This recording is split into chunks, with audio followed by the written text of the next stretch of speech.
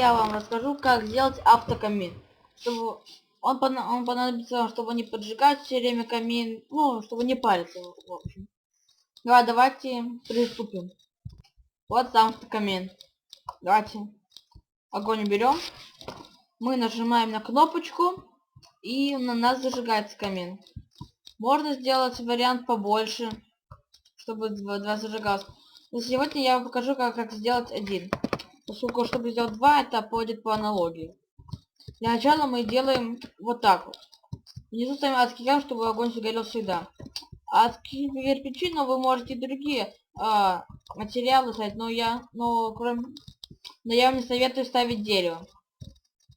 Так, давайте ставим раздатчик, красную redstone.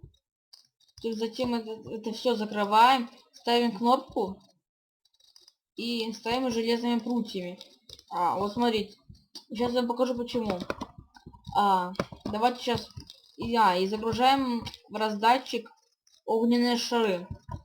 Почему не надо прутья? Вы, наверное, догадались, что если вы нажмете на кнопку, то это просто куда-нибудь туда улетит. Никому не понадобится. А когда мы ставим прутья, то оно как бы бьется в них и зажигает адский камень. Тем самым механизм работает.